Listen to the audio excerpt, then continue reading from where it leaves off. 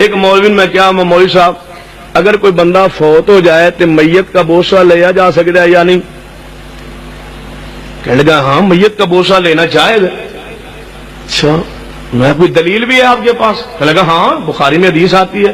میں کہا ہاں یعنی نبی پاک دا بوسہ لیا سی ابو بکر نے رضی اللہ عنہ، نبی پاک دا بوسہ کنے لیا سی؟ میں کہا پکے رہا جی واقعی دی روایت ہے جی جی بخاری ہے نبی پاک دا بوسہ ابو بکر نے لیا سی۔ میں کہا بالکل جنے ہاں ہے بخاری بے شک دیکھ لو۔ میں کہا مولوی جی میت کا بوسہ لینا جائز ہے؟ جنے جی دلیل ابو بکر نے مصطفیٰ دا بوسہ لیا سی۔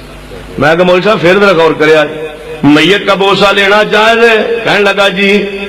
تو میں کہا نبی کیوں دلیل؟ یعنی نبی پاک دا بوسہ لیا سی ابو بکر نے روایت بخاری اندر ہے۔ میں کہا جی میں کہا نبی پاک فوت ہو گئے نے؟ یعنی نہیں جی۔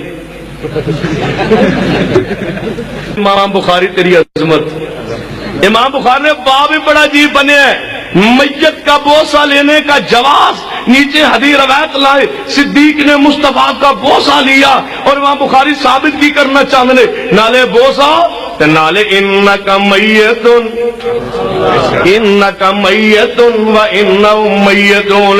یا یہ پوچھی علماء کو لو میت کا بوسہ لینا جائز ہے یا نہیں؟